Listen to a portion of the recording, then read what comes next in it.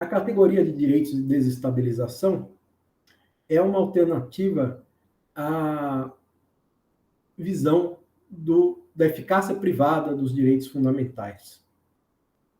Surgem teorias, principalmente teorias de princípios, que procuram dar conta do problema de como aplicar direitos fundamentais pensados como garantias do indivíduo contra o Estado em relações privadas, que não envolvem diretamente o Estado. Nos Estados Unidos, por exemplo, se desenvolveu uma doutrina de que, para que possa ser feito algum controle de constitucionalidade, para que se considere aplicável um preceito constitucional a determinada relação, essa relação tem que envolver algum elemento de ação estatal. Tem que ser, por exemplo, um serviço concedido pelo Estado. Se há discriminação no serviço concedido pelo Estado, a iniciativa privada, existe ainda algum elemento de ação estatal e, portanto, é cabível a aplicação dos preceitos constitucionais. Bom, isso reduz o âmbito de aplicação desses preceitos. Outras visões da eficácia privada ou eficácia horizontal dos direitos fundamentais dizem: bom, a Constituição é uma orientação daquilo que o legislador deve desdobrar em suas normas. Então, de maneira indireta, a Constituição vai sendo concretizada por dispositivos da legislação, inclusive de direito privado, direito empresarial, direito do consumidor. E as teorias mais radicais procuram justificar que se aplique diretamente os preceitos constitucionais às relações privadas. Então, se eu não tenho uma regulamentação específica de proteções de direito à vida, à segurança, à igualdade em um determinado âmbito de relações privadas, ainda assim eu poderia aplicar diretamente os dispositivos constitucionais nesse juízo.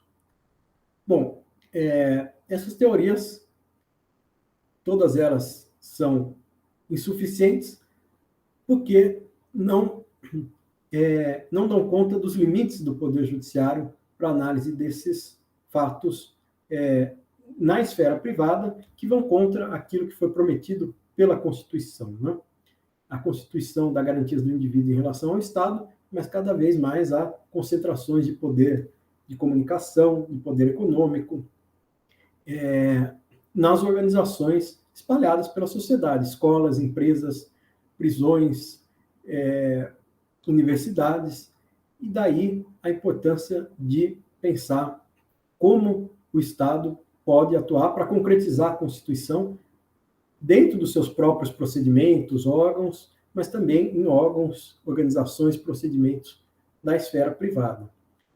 Nos Estados Unidos, a partir da década de 50, se desenvolveu o Instituto das Injunções Estruturais de Execução Complexa. Então, em 1954, a Suprema Corte Americana superou o entendimento anterior, firmado no século XIX, que era o entendimento seguinte, sobre a discriminação racial. Em 1896, já depois da Guerra de Secessão Americana, que foi em grande medida ocasionada pela disputa sobre a escravidão, os estados sulistas defendendo a escravidão e os estados do norte dos Estados Unidos defendendo a abolição. Décadas depois que o norte venceu a Guerra da Secessão e que foi firmada a abolição oficial da escravidão nos Estados Unidos, a Suprema Corte acabou julgando o que veio depois da escravidão, que foi a segregação racial.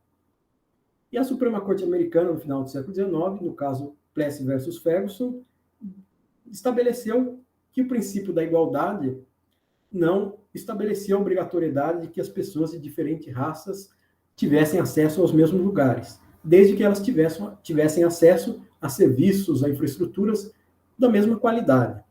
É o princípio que ficou conhecido como separados mais iguais. A doutrina dos separados mais iguais, como uma interpretação do princípio da igualdade que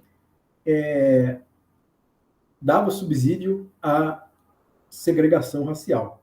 Bom, isso no final do século XIX. Meio século depois, na década de 50, a Suprema Corte Americana julgou, no caso Brown, em 54, que a segregação racial nas escolas, por exemplo, ou no transporte público, era incompatível com o princípio da igualdade, da proteção igual sob o direito previsto na Constituição americana. Só que, uma vez que a Suprema Corte tomou essa decisão, não houve muito efeito de se declarar a segregação inconstitucional. Então, teve que ser decidido em 1955, o caso Brown 2, em que a Suprema Corte americana, a cúpula do Poder Judiciário, passou a tomar para si poderes administrativos para reformar a infraestrutura escolar, os sistemas de transporte nos Estados Unidos, para acabar com a segregação racial e estabelecer as mesmas escolas para os diferentes grupos raciais. Bom, aí é um caso que ganhou visibilidade, esse Instituto Processual das Injunções Estruturais no Direito Americano. E ao longo dos anos 50, 60, 70, houve injunções estruturais para corrigir discriminações feitas em sistemas eleitorais, em prisões, escolas. Só que isso acabou gerando dois tipos de críticas. Primeiro, uma crítica da eficiência do judiciário ao fazer isso. Será que o judiciário é um poder operacionalmente capacitado para fazer esse tipo de tarefa, de coordenar reformas em políticas públicas ou de coordenar reformas em políticas organizacionais na esfera privada mesmo? E, em segundo lugar, a questão da legitimidade. Em que medida o judiciário, um poder técnico, apolítico, a princípio, teria apoio para intervir nas diversas áreas da esfera pública e privada, determinando esse tipo de reforma. Bom, é importante, então, diferenciar esse tipo de reforma das tarefas clássicas do judiciário, porque aqui a gente está pensando numa intervenção que é estrutural, o judiciário tem que corrigir uma rotina, um procedimento, uma forma de organização escolar, empresarial, do sistema prisional, do sistema eleitoral. Então, é uma correção estrutural de uma estrutura que está discriminando ou oprimindo um determinado grupo de maneira persistente, mas é uma intervenção pontual, né, para corrigir a rotina dessa ou daquela organização ou setor.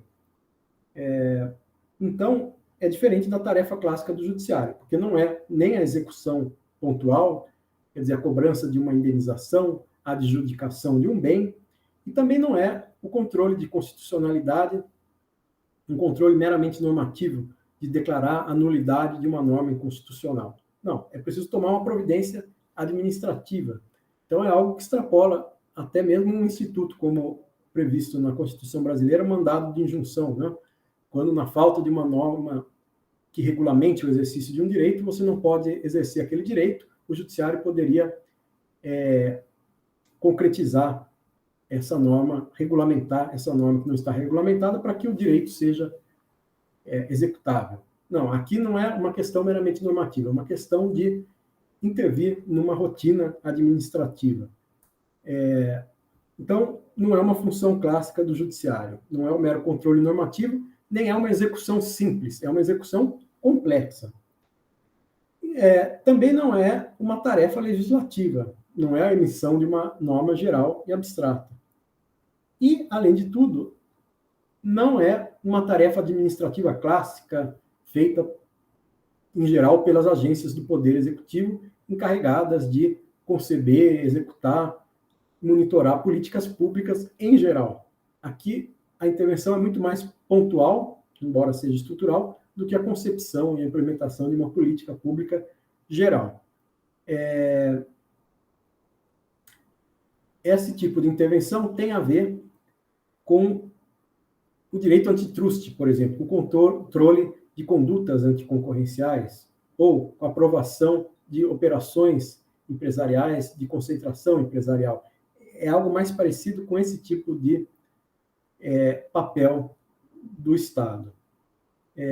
E a gente poderia pensar, então, na criação de agências públicas ou de um poder, no limite de um novo poder estatal, um poder reconstrutor, um poder encarregado de fazer essas operações de desestabilização de injustiças estruturais e correção de rotinas administrativas, ou a gente poderia pensar em várias agências setoriais encarregadas desse tipo de correção. Então, no Ministério da Educação, pode haver o desenho de órgãos, de agências capazes de corrigir redes escolares que tenham um desempenho renitentemente abaixo do mínimo esperado. É como se fosse o que é previsto para a recuperação judicial de empresas, né? Na recuperação judicial, o juiz vai nomear um administrador para tentar reorganizar a empresa, prevenir a falência. Aqui, essa agência pública, se houver a organização de uma agência pública, teria essa tarefa de nomear, fazer uma missão de recuperação de alguma rotina numa organização pública ou privada. Ao mesmo tempo, seria um instituto muito mais especializado do que a intervenção federal. A intervenção federal, no sentido amplo, a intervenção da União nos estados, né, ou a intervenção do estado no município, teria um caráter mais abrangente, embora a gente tenha, nos últimos anos, o uso da intervenção federal em áreas mais específicas, como segurança pública, cumprindo um pouco essa função de reconstruir um setor das políticas públicas que esteja problemático. Mas a função, o papel desse poder reconstrutor seria um papel, então, muito mais administrativo. Planejar, executar, monitorar, avaliar o impacto dessas medidas reconstrutoras e, eventualmente, corrigir, redesenhar a política pública ou a política daquela organização específica. Então, é preciso, diferente do Poder Judiciário, que executa de uma vez a sua decisão, aqui é preciso ter um monitoramento contínuo daquilo que foi corrigido e é preciso adotar os remédios para incentivar o cumprimento e a permanência daquilo que foi corrigido. No direito brasileiro, a gente tem exemplos semelhantes a dessa função de agência reconstrutora ligada aos direitos de desestabilização. Por exemplo, a proteção dos direitos transindividuais, direitos difusos, coletivos, individuais, homogêneos, que pode ser feita tanto pelo cidadão individual, por meio de ação popular, quanto pode ser feita por ação civil pública, pelo Ministério Público, pela Defensoria Pública. Uma função semelhante a essa de reconstrução e correção de falhas estruturais é feita pelos tribunais de contas, pelas controladorias, pelo próprio Ministério Público. E aí a importância da multiplicidade institucional, né? De ter vários órgãos setoriais ou mais abrangentes que possam ter prerrogativas de disparar esse processo de correção de injustiças estruturais, de negação permanente daquilo que foi prometido na lista de direitos constitucionais. Um outro exemplo interessante é o próprio Conselho Nacional de Justiça, que não deixa de ser um órgão do Poder Judiciário, encarregado de avaliar as políticas, a organização do Poder Judiciário, detectar suas falhas estruturais e propor medidas de correção da política judiciária.